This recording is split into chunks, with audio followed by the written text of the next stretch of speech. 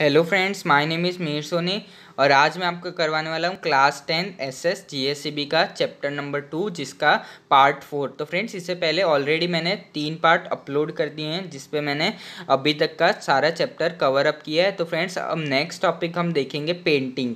तो friends, India की paintings जो बहुत ही फेमस है, अब उसके बारे में हम डिटेल एक्सप्लेनेशन पढ़ेंगे। Painting of all the arts, painting is foremost one. Painting is an art which can be expressed through lines and colors.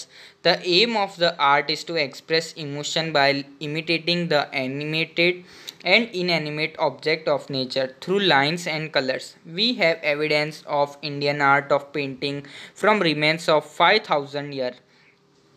Old Harappa culture, various models of painting have been found out many times. The archaeological department during excavation work. We have traces of the picture of animal and birds in the cave painting of primitive man of stone age at Bhimteka, MP. People used to draw geometrical design and sketch elephant, rhino, ceros, deer are not able among them. Ajanta Ellora are incomparable specimens of such paintings. Drawing sketch Drawing sketch of swastik picture Ganesha, the lines, festivals and celebration is an tradition of Indian Rangoli. तो friends, यहाँ पे detail explanation अब painting के बारे में आपको मैं explain करूँगा। पेंटिंग हमारी बहुत ही एंशियंट कला है जो हर एक इमोशंस, हर एक फीलिंग्स को अपनी लाइंस और कलर्स द्वारा परफॉर्म कर सकती है, डिस्प्ले कर सकती है कि वो क्या समझाना चाह रही है। तो पेंटिंग एक बहुत ही खूबसूरत कला है। पेंटिंग जैसी कोई कला फाइंड आउट नहीं हुई है। पेंटिंग बहुत ही ब्यूटीफुल है, बहुत ही कह सकते हैं प्रीशियस पेंटिंग। जो भी जिसको भी गॉड गिफ्ट होता है पेंटिंग का, वो अपने इमोशंस, फीलिंग्स सारी लाइंस और कलर्स से डिस्प्ले कर सकते हैं, परफॉर्म कर सकते हैं। तो फ्रेंड्स, पेंटिंग जो है वो 5000 ईयर्स ओल्ड है। इसके एविडेंसेस हमको मिलते हैं हड़प्पा कल्चर और मोहनजोदारो से, जिसके वेरियस मॉडल हमको फाइंड आउट हो चुके हैं। आर्कियोलॉजिकल डिपार्ट ने फाइंड आउट किए एग्जीक्यूशन के टाइम। और इसके ट्रेसेस भी हमारे पास है कि picture of animals, birds, cave of painting primitive man of stone age at Bhimbetka, MP. Bhimbetka MP में इसके एविडेंसेस भी मिले हैं जिसमें एनिमल्स, बर्ड्स, इन सब की पिक्चर्स ड्रॉ हुई हुई हमें मिली है। तो फ्रेंड्स, इसमें यहाँ पे हम आगे बढ़ सकते हैं। People use to draw geometrical design sketch elephant, rhinoceros, deers are not able among them. तो फ्रेंड्स, ये यहाँ पे भी हमें दूसरी भी पेंटिंग्स जिसमें जियोमेट्रिकल डिज़ाइन स्केच, जिसमें एलिफेंट, राइनोसोरस, डियर्स, इसमें भी अलग अलग तरह की चीज़ें हमें मिली हैं। अजंता एलोरा इनकम्पेरेबल स्पेसिमेन सच पेंटिंग। अजंता एलोरा जो मुंबई से कुछ डिस्टेंस पे है, आइलैंड पे सिचुएटेड है, अजंता और एलोरा केव्स। तो फ्रेंड्स, वहाँ पे भी ड्राइंग, स्केचेस, स्वस्तिक, जो स्वस्तिक हम बनाते हैं हर एक अच्छा काम स्टार्ट करने से पहले, pictures, Ganesha, the lines, the festivals, the celebration and the olden tradition of Indian rangoli. तो इंडिया की रंगोली जो भी अजंता एलोरा में हमें फाइंड आउट हुई है, साथ ही साथ उसमें से pictures of drawings, Swastik pictures, Ganesha, the lines of festival, जो भी फेस्टिवल उस टाइम पे हुआ करते थे उसकी, फिर सेलिब्रेशन और जो भी फ्रेंड्स ट्रेडिशन था इंडियन रंगोली का, वो सब भी उस केव्स में हमें फाइंड आउट हुई है। जो भी अगर वो केव्स में गया होगा उनको ये सब पता होगा। और फ्रेंड्स, भीमबेटका ये भी एमपी में जो सिचुएट है प्लेस, ये भी बहुत ही प्रोमिनेंट है अपनी पेंटिंग्स के लिए। तो फ्रेंड्स, ये था हमारा पेंटिंग का डिटेल में डिस्क्रिप्शन। अब हम नेक्स्ट टॉपिक देखते हैं। यहाँ पे फ्रेंड्स, ये एक एग्जांपल है पेंटिंग का। ये देखिए फ्रेंड्स, गणेशा जो मैंने बताई, श्री गणेश भगवान, उनकी पेंटिंग जो बहुत ही ब्यूटीफुली फाइंड आउट हुई है। तो फ्रेंड्स, ऐसी पेंटिंग्स बहुत सारी आप फाइंड आउट कर सकते हैं भीमबेटका, अजंता एलोरा केव्स में। तो फ्रेंड्स, यही था हमारा पेंटिंग का डिस्क्रिप्शन। अब फ्रेंड्स, म्यूज़िक, अब हम पढ़ेंगे नेक्स्ट म्यूज़िक के बारे में। Music, Indian music is unique in the world from the point of the view of tune, rhythm and harmony. And so it is different from the music of other countries of the world. Samved, one out of the four Vedas, is considered to be associated with music. Riches of some Veda are sung with the tune and rhythm of the music involves both singing and playing. Sa, re, ga, ma, pa, da, ni are the seven vowels of music. Indian music can be divided mainly into two parts, classical music and folk music. We have five ragas in classic music: Sri, Deepak, Hindol, Megh, Bhairav. It is believed that all these ragas naturally come out of the Panchmukh of Lord Shiva in ancient Indian. Many texts were written on music, of which introduction of three संगीत मकरांड, संगीत Ratnakar and Sangeet पारिजात. तो friends यहाँ पे अब detail explanation है music के बारे में. इंडियन म्यूज़िक जो एक वर्ल्ड में बहुत ही प्रोमिनेंट प्लेस होल्ड करता है. Indian harmony with rhythm and harmony with different types of music. तो फ्रेंड्स यहाँ पे हमें डिटेल थोड़ा बताया गया है कि अगर एंशियंट टाइम में हम देखें तो फोर वेदास, ऋग्वेद, यजुर्वेद, अथर्ववेद और सामवेद. तो फ्रेंड्स सामवेद जो है वो अपने म्यूज़िक के लिए एसोसिएटेड होता है.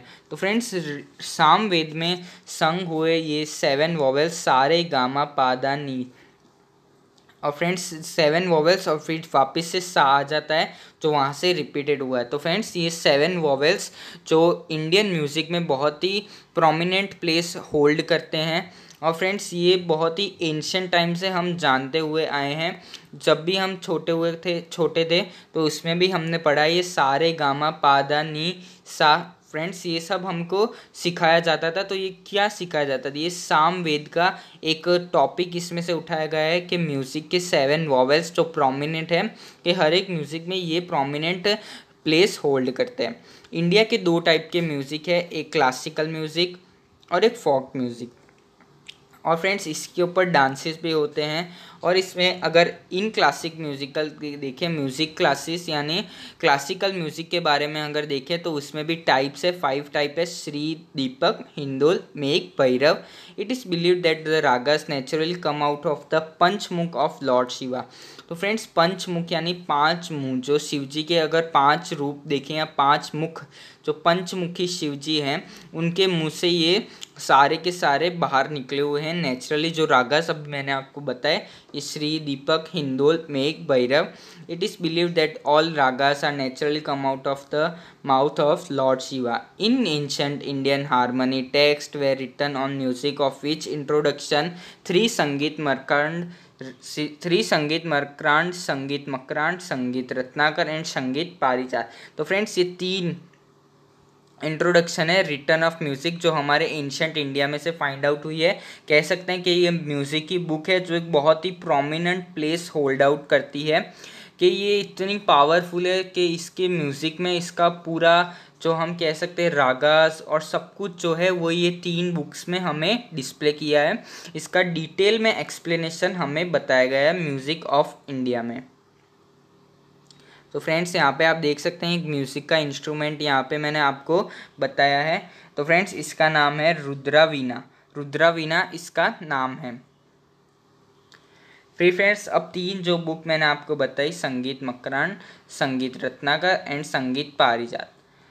संगीत Makarakand scholar Narad who had written Sangeet Makarakand in about 900 BC. It described 19 veenas of 101 rhythm which are useful in even today.